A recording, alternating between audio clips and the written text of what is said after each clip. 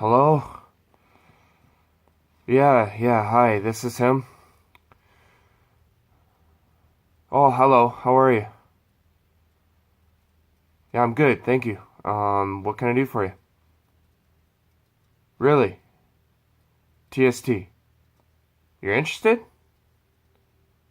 You want me to start shooting again? Yeah, no, I'm definitely interested. Yeah, I'll be there as soon as I can. Thank you very much. Okay, bye-bye.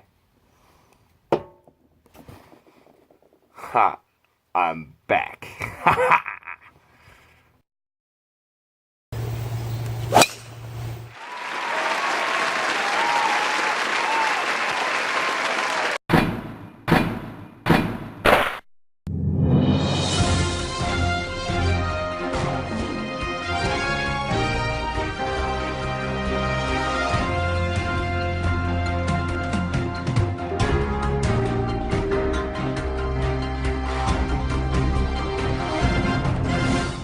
Hello again, everybody. Andrew Rogers here for TST Total Sports Talk. Thank you very much for joining me. As always, it is a pleasure to be back.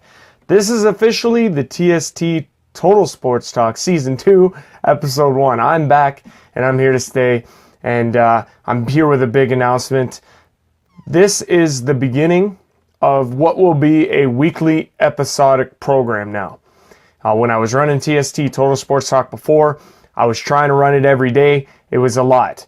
What I'm doing now is running an episode every week. So it'll be a weekly recap, review of what went on in the sports world for the past week, and then it'll tee you up for the week to come. We'll look at all the major headlines and try and cover at least.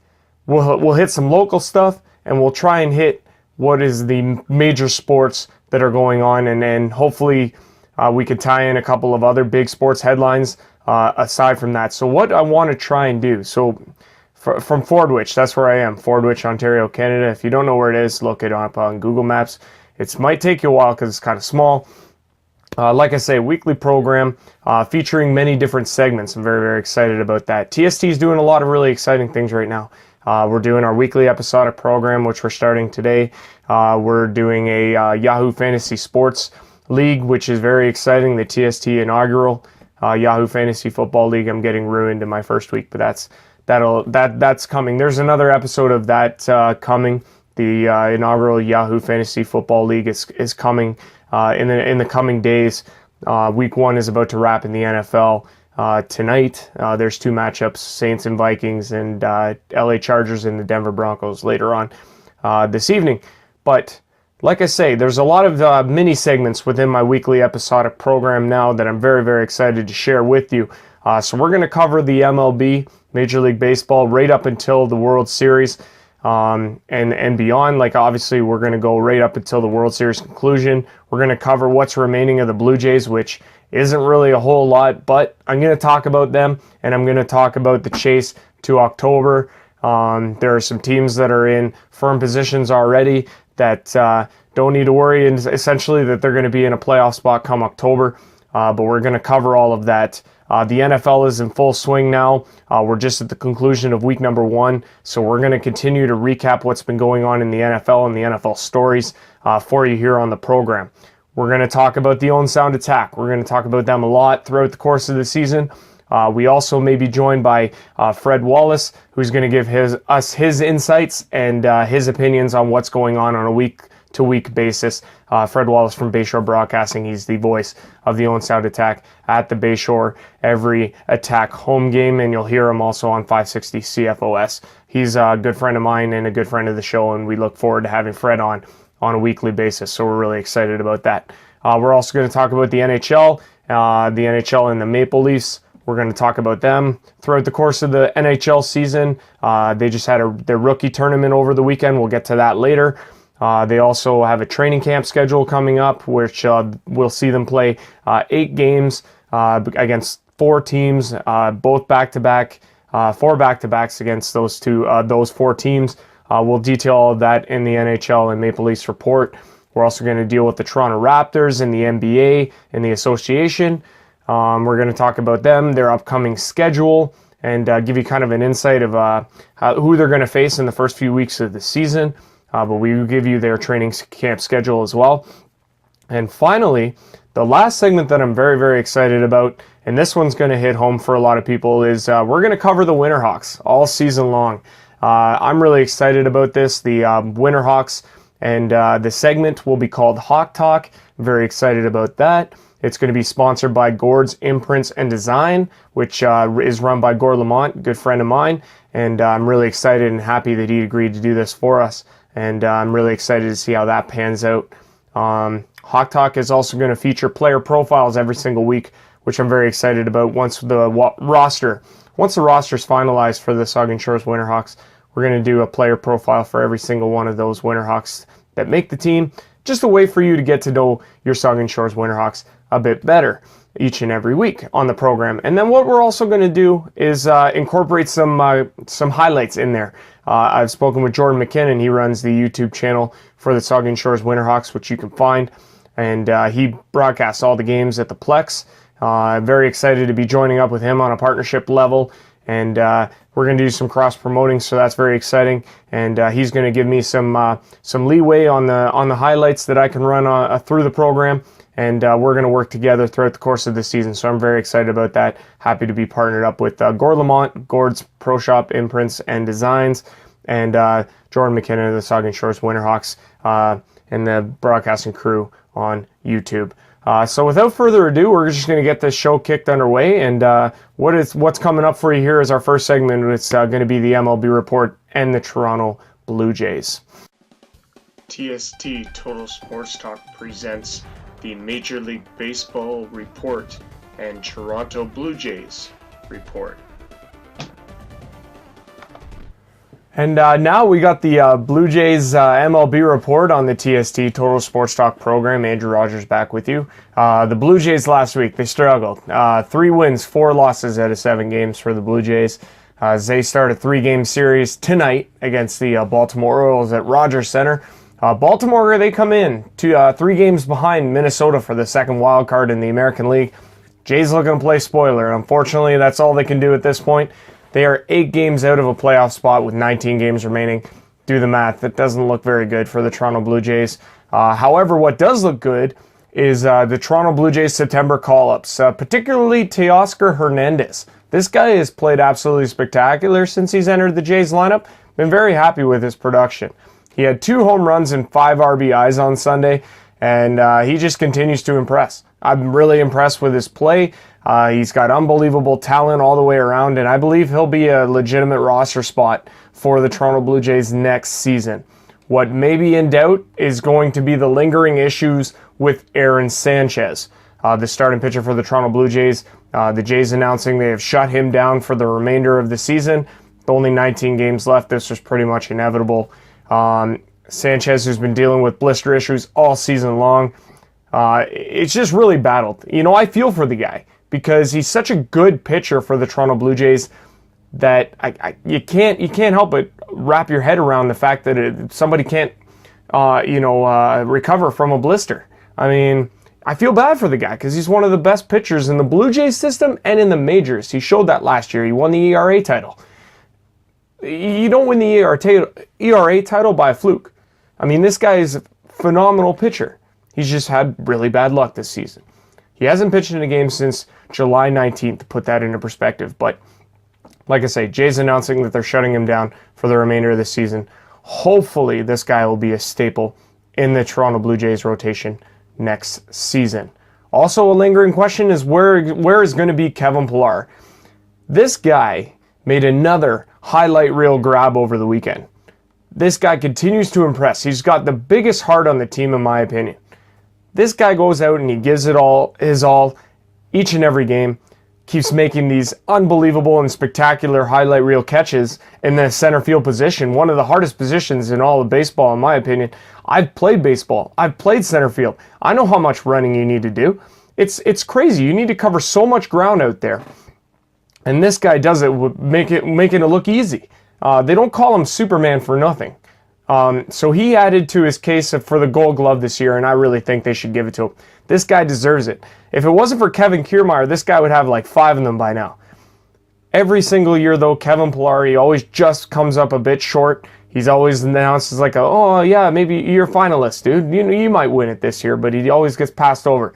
This year, I really hope he wins it because he deserves it 100%. That highlight reel catch he made Saturday afternoon, that was just incredible. So it's good to see from Kevin Pillar, and I'm hoping that he is a staple on the Toronto Blue Jays roster next season. I hope he's still there because he'll be a phenomenal piece to have on your team for next season.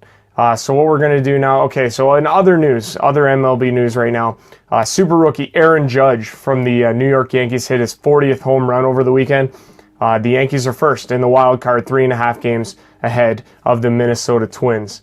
The other news, the Washington Nationals clinched the NL East over the weekend. They're the first major league team to clinch a playoff spot this season. They are just absolutely incredible. They have talent from top to bottom, and they are going to be a good team. They're 20 games ahead of the Miami Marlins at this point in the season, with about 19, 20 games remaining, depending on the team and how many games they've played.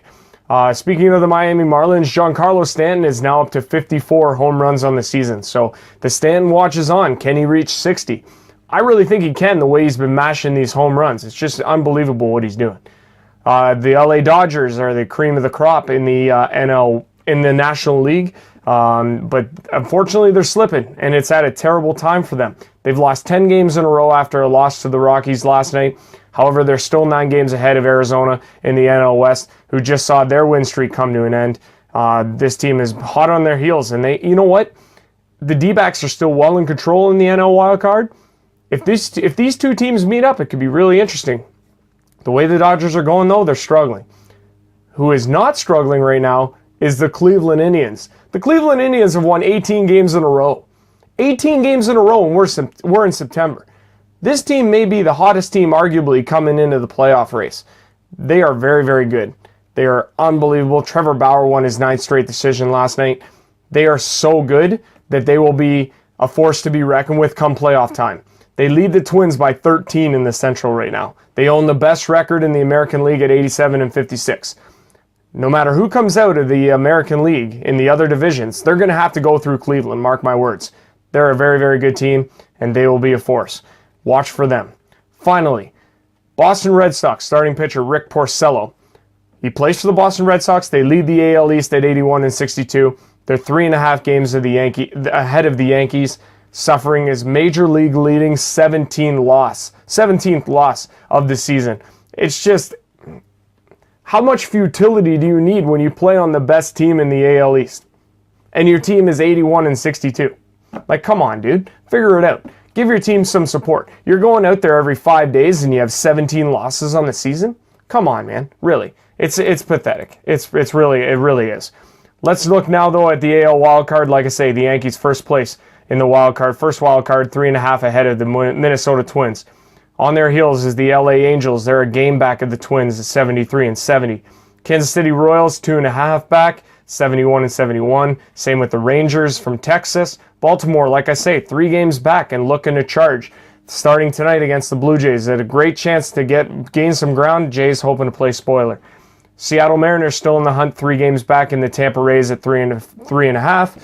I don't know why we have the Jays up there. I'm just trying to be sympathetic. 66-77, 8 games back, 19 left.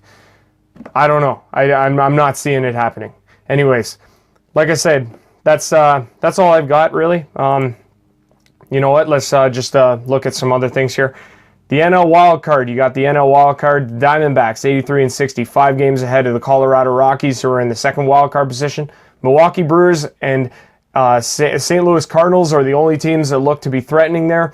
75-68 apiece, 3 games back of the Colorado Rockies for the second wildcard position. Now we'll look at the AL standings. We got the Red Sox and the Yankees in the East. Yankees 3.5 games back of the Red Sox and charging hard. The AL Central, Indians well in control after winning their 18th straight.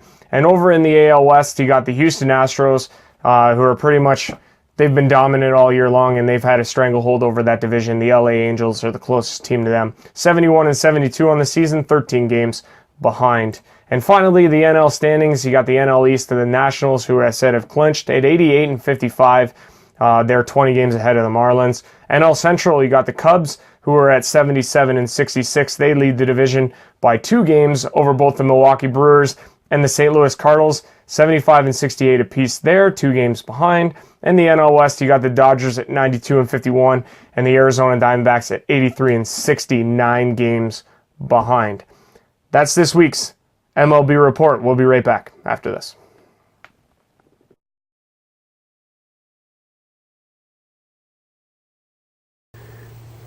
You are watching TST Total Sports Talk.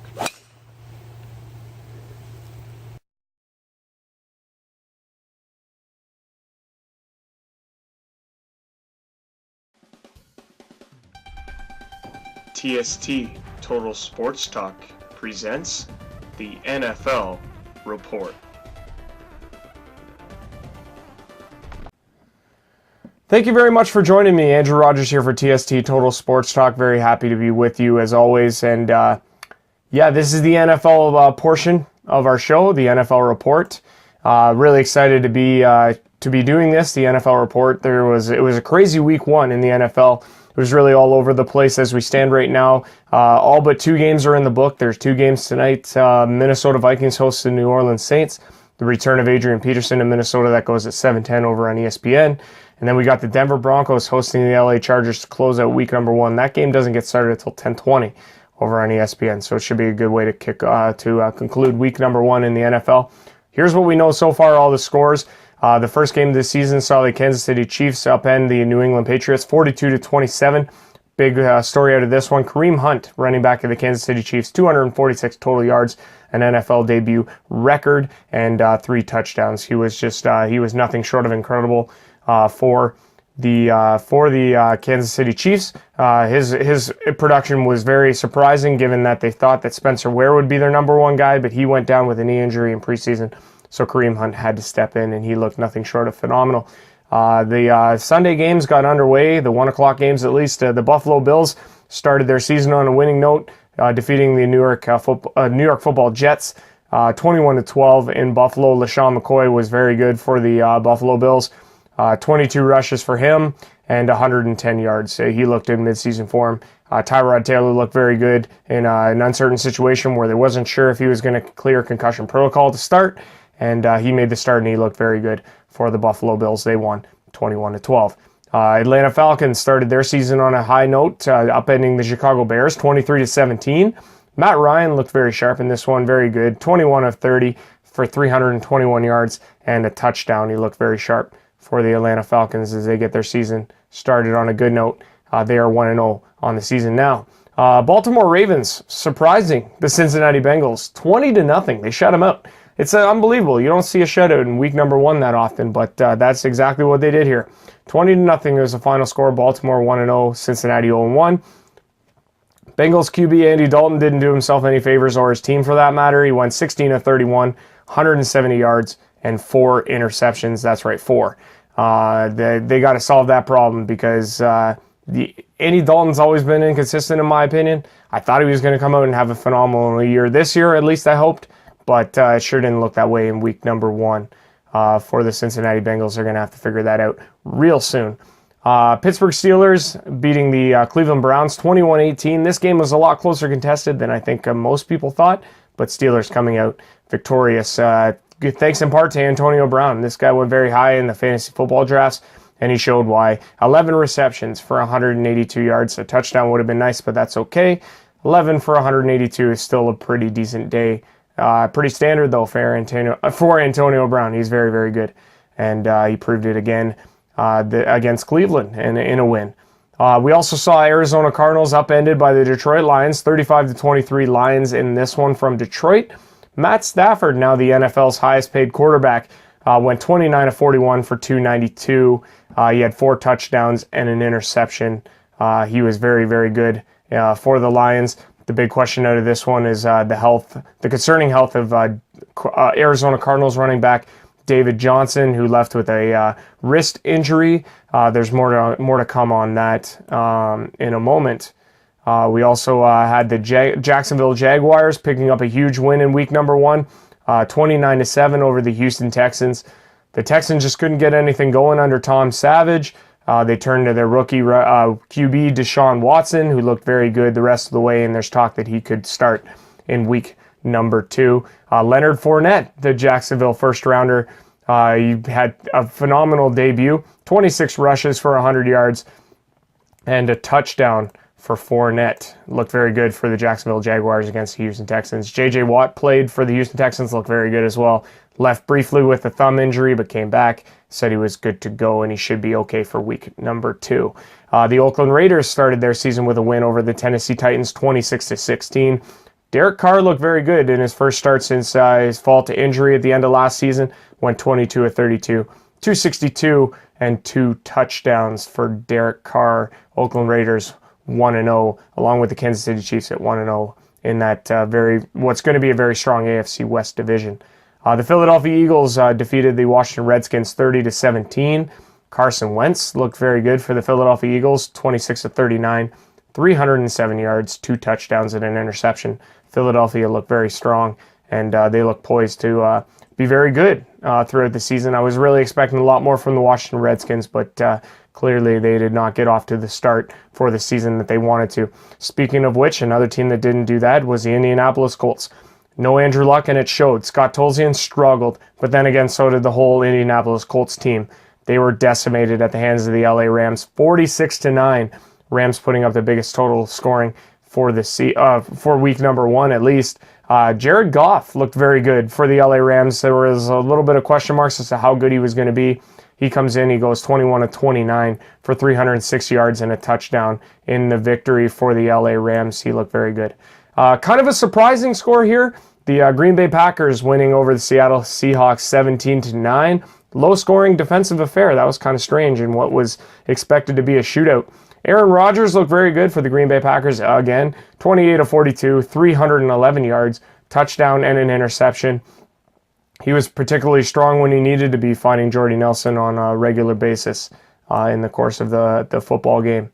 We also had Carolina starting their season on a great note. They only allowed 3 points against the 49ers and scored 23 of their own for the victory. Cam Newton looked very strong. 14 of 25 for him, 171 yards passing, and 2 touchdowns and an interception. Carolina comes out on top in the first game of their season. And finally, from yesterday, Sunday, our last game saw the Sunday nighter between the Dallas Cowboys and New York Football Giants. Dallas winning 19-3 over the Giants. Kind of a weird one there. The Giants struggling to get any offense going. They only put up 3 points. Ezekiel Elliott, 24 rushes for 104 yards in his first game of the season. It looks like he'll play throughout the entire course of the season now. They're saying they came back and ruled that his suspension would have to be put on hold. So that 6-game suspension that he serves may not happen in the immediate there. So like I say, yes, we have the Saints and the Vikings and the Chargers and the Broncos tonight. What we're also going to look at here now is some key injuries that we are tracking currently. We have David Johnson from Arizona. He's expected to hit the injured reserve. It doesn't look good. Wrist injury. They're saying he may miss significant time. Also, Danny Woodhead, running back of the Baltimore Ravens, who signed in Baltimore this year after a couple seasons with the LA Chargers, San Diego Chargers. He's out indefinitely with a hamstring injury. It doesn't look good for him as he was trying to come back and revamp his career after he missed all of the previous season with the San Diego Chargers, now Los Angeles Chargers, with ACL and MCL issues. Kevin White of the Chicago Bears, their stud wide receiver that they had hoped to have big things from when Cameron Meredith went down in the preseason. He's now out for the season with a fractured shoulder. They can't catch a break. I mean, they can, but they can't. In Chicago, for the Chicago Bears, he is out for the season. Fractured shoulder. It's really unclear as to what's going to happen now for the Chicago Bears. They're in trouble. They got to figure something out. And finally, Allen Robinson of the Jacksonville Jaguars went down with a torn ACL, as they're suspecting is the injury. He will be out for the season for the Jacksonville Jaguars. A massive loss because Blake Bortles really goes to him a lot throughout the last few seasons anyways. He's going to have to find new targets. Leonard Fournette looked very good in a first week win against the Houston Texans. So week 2 should be really good. We got a lot of good matchups on the horizon. We will make sure to check out my Yahoo Fantasy Football League and check out my game picks segments that will be coming up this week as well. Look for those uploads. This has been this week's NFL Report. We'll be right back after this.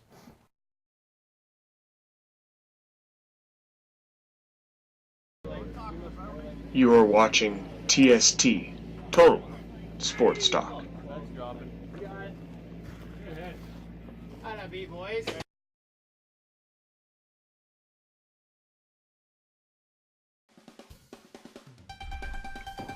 TST Total Sports Talk presents the Owen Sound Attack Report.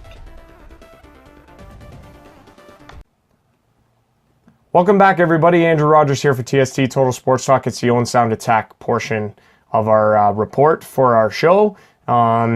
We want to start now. I want to start with the exhibition. They're obviously in training camp mode right now. The Owen Sound Attack are. They've played 2 games so far, a back-to-back against the Barrie Colts on September 3rd and September 4th. Both a 5-1 win and a 5-3 win. They look very strong so far in the opening here. They play 3 more preseason games, one against Oshawa on September the 13th. Then they got Brampton Battalion in a back-to-back September 16th and 17th to finish off the remainder of their preseason schedule. Their roster looks phenomenal. There's a lot of guys that look like they could possibly return from last season. However, no Michael McNiven in net. They'll be turning to a new goalie this year, which will be really exciting for them, I'm sure.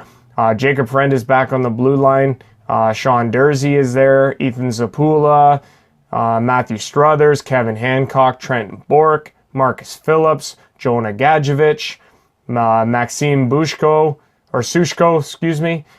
we got Aiden Dudas and Nick Suzuki on the exhibition roster. Now, how many of these guys stick with the Owen Sound Attack this year is unknown at this time, obviously, because if they happen to crack their NHL rosters, they could very well end up with those respective teams throughout the course of the season. Jacob Friend, he's an LA Kings draft pick. We got Trenton Bork of the St. Louis Blues. Marcus Phillips of the LA Kings. Jonah Gadjevich was taken by Vancouver. Maxime Sushko was taken by Philly. And then, of course, Nick Suzuki was a first-round pick of the Las Vegas Golden Knights in the entry draft this past off-season. So any of these players can end up with these respective teams, no question about it. There is some excitement, though, obviously, because the season does get underway against the Flint Firebirds on September 23rd. That's their first game of the season. It is at home at the Bayshore. It's very exciting. Nice thing about this Owen Sound Attack report is that we'll hopefully get Fred Wallace on to do a lot of, give us his insights throughout the course of the season. We're really excited to have Fred as a part of this program from Bayshore Broadcasting, and he's the voice of the Owen Sound Attack at the Bayshore. This has been your Owen Sound Attack report. There'll obviously be more information as the season gets underway. We're really excited about that. We'll be right back after this. Stick around. TST Total Sports Talk.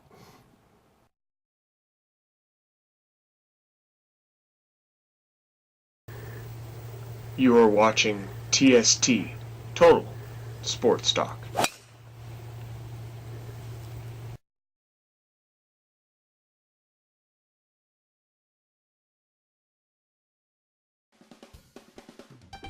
TST Total Sports Talk presents the NHL and the Toronto Maple Leafs report.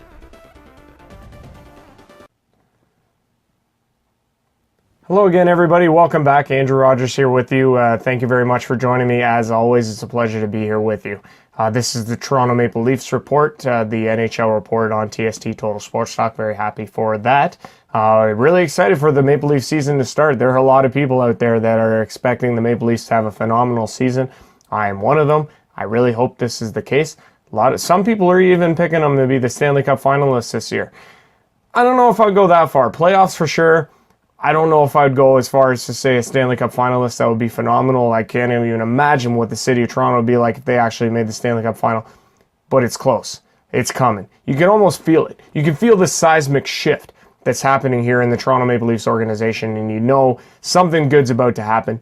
It's just a matter of time. It's not a matter of if anymore, I don't believe, folks. It's a matter of when. So it's going to happen real soon. I'm really excited for it as a Leafs supporter and follower. We're going to get started. So the Leafs had a rookie tournament over the weekend, and it was very successful. They won 2 games, they lost 1, and they looked very good at different parts of this rookie tournament. It was highlighted with a couple of great names. Jeremy Bracco. You had Jeremy Bracco there. You had Adam Brooks there. Travis Dermott, who's expected to challenge for a defensive spot on the Toronto Maple Leafs roster this season. We had Carl Grundstrom, who looked very good. Timothy Liljegren, he was their first-round pick in this year's draft. You also had Keaton Middleton, who looked very good. Andrew Nielsen, J.J. Pikanich from the London Knights. He played there last year. We also had Dmitro Timashov. These players, you know what, they're challenging, and they're going to be good. They're going to challenge these guys for roster spots on the Toronto Maple Leafs roster this season, no doubt in my mind. They're going to be very good, and you know what? There's good things happening in the Leafs organization from the depth perspective that makes me very optimistic that this team is going to be good for years to come. Now they've released their training camps, the preseason schedule for the Toronto Maple Leafs. It'll involve 8 games. They'll play 4 teams in total. It'll start Monday, September 18th, with a back-to-back against the Ottawa Senators, a home and home. Then we go on Friday, September 22nd, Saturday, September 23rd, a back-to-back against the Buffalo Sabres. We'll have Monday, September 25th and 27th of September against the Montreal Canadiens, and the preseason schedule will wrap with a Friday, Saturday, September 29th, September 30th against the Detroit Red Wings. Now, this season gets underway for the Toronto Maple Leafs. Their first opponent will be the Winnipeg Jets in Winnipeg on Wednesday, October the 4th at 7 o'clock p.m. in Winnipeg. Their first home game is October the 7th against the New York Rangers at the Air Canada Centre. That's at 7 o'clock p.m. as well. A lot of great things coming from the Toronto Maple Leafs organization, and we will continue to follow it on the Toronto Maple Leafs Report right here on TST Total Sports Talk. We'll be right back after this.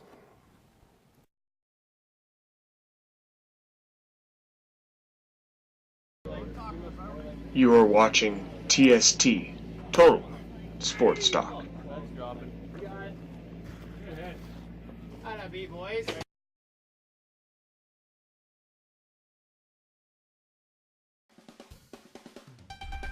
TST Total Sports Talk presents the Toronto Raptors and the NBA Report.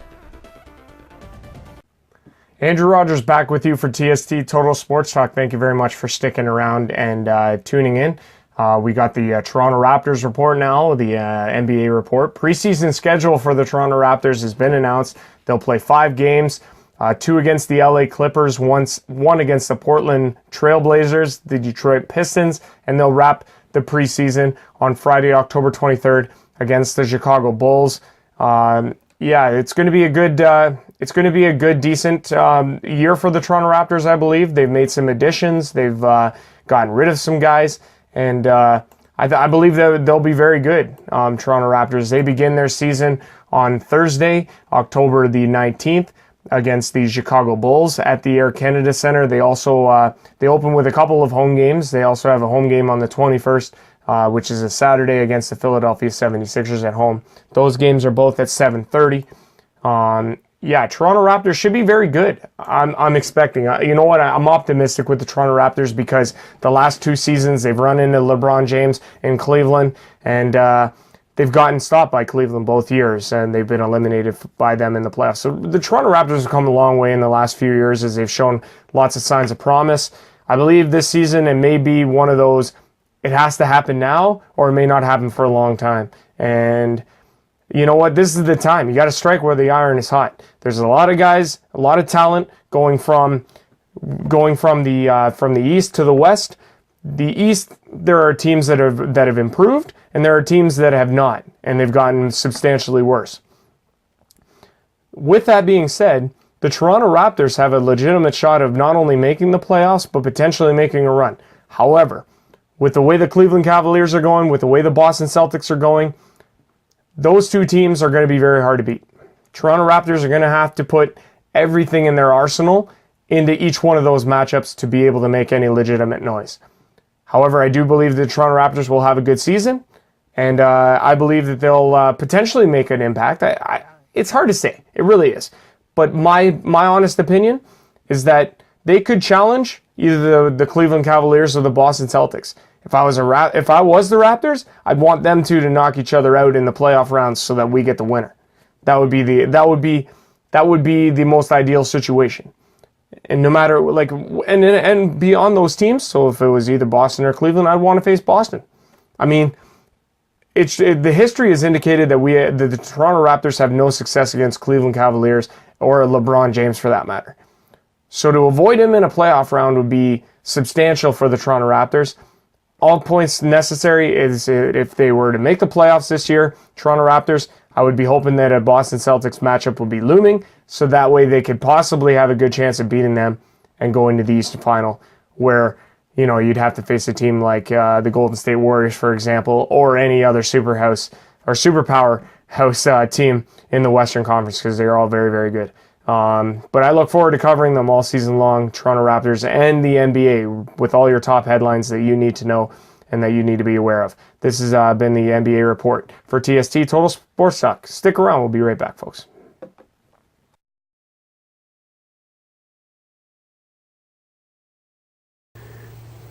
You are watching TST Total Sports Talk.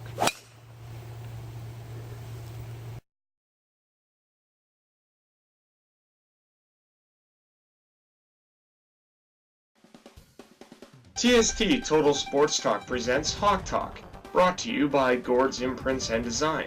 New location opening at 685 Goderich Street in downtown Port Elgin in the fall of 2017. Visit www.gordsimprints.com for more. Welcome back, everybody. Andrew Rogers here for TST Total Sports Talk. Thank you very much for joining me. This is Hawk Talk.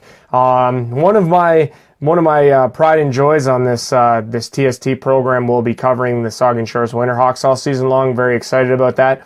And on my Hawk Talk segment, it's very exciting. And there's going to be a lot of potential for a lot of good things coming out of this segment.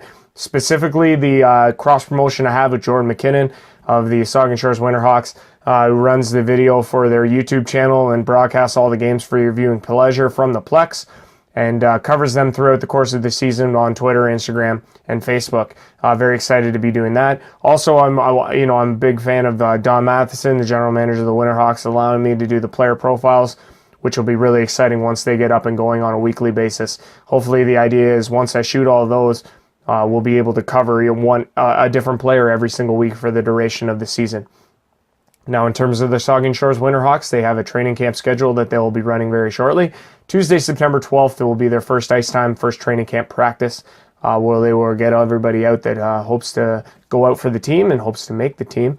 We got Tuesday, September 12th at 9 p.m., Friday, September 15th, Tuesday, September 19th, Friday, September 22nd, Tuesday, September 26th, and Friday, September 29th. All these training camp practices are at 9 p.m. and they are all at the Plex. The final one, like I say, being on Friday, September the 29th. Now we also have the season schedule for you, I believe. Okay, so here we go. Yeah, we got the season schedule, the full season schedule. It begins on October the 7th, 2017 at at 5 p.m. against the Ripley Wolves. This game will be taking place at the Davidson Center in Kincardine as part of Hockey Day in Kincardine. It's very exciting for the Saugeen Shores WInterhawks. This is your full schedule. Obviously, I'll have that posted on TST's Total Sports Talk Total Sports Talk Facebook page and Instagram as well. Make sure to follow Jordan McKinnon and the Saugeen Shores WInterhawks all on Twitter and Instagram and Facebook. Very excited, to be doing these player profiles and to be covering the Saugeen Shores WInterhawks all season long with highlights and different perspectives on what you can expect from the Saugeen Shores WInterhawks this season. Very happy to be covering them throughout the season and giving you all the insight as to local hockey. If you haven't been out to a Saugeen Shores WInterhawks game, you are missing out because they are an incredible franchise and it's very exciting hockey down at the Plex in Port Elgin and the surrounding areas. That's been your Hawk Talk report for TST. We're going to take one last break and we'll come back right after this. Stick around.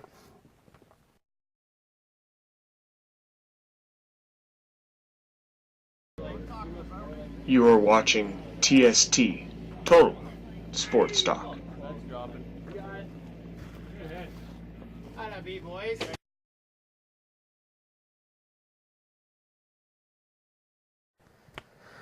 Welcome back, everybody. Andrew Rogers here for TST Total Sports Talk. Thank you very much for joining me. As always, I really hope you've enjoyed this episode of TST Total Sports Talk. If you want to get a hold of me, these are the ways to do it: Facebook, Instagram, Twitter, and YouTube. Please subscribe, like, and follow me, and we'll be in for a great year. I'm really excited about being back. I'm excited about doing these videos for you again, and I'm really excited to be able to cover all of these things that I'm really passionate about at the end of the day. I just want to be able to convey these the sports headlines to you guys, and give you everything that you need, as well as my opinion on these specific topics, and give you my feedback. Really excited about that. Finally, today we have a special treat for you. It's the TST Sports Movie Pick of the Week. That's very exciting. I'm very excited about that. And that'll conclude the show. So for till next time, Andrew Rogers signing off for TST Total Sports Talk, reminding you to keep your head up and keep your stick on the ice. This week's TST Total Sports Talk Sports Movie Pick of the Week is Slapshot. Slapshot was released in 1977. It follows a failing ice hockey team from Charlestown finding success using constant fighting and violence during games. Paul Newman stars as player-coach Reggie Dunlop. He's joined by Struther Martin, Michael Lon Keane, Jennifer Warren, Lindsay Krause, Jerry Hauser, and Jeff Carlson, Steve Carlson, and David Hansen as the Hansen brothers.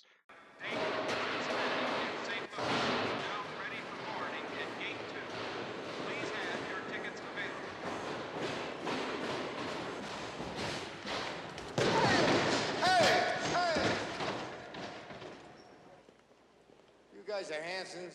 She took my quarter. Who are you? Reggie Dunlop, the coach. Grab your freaking gear and let's get going.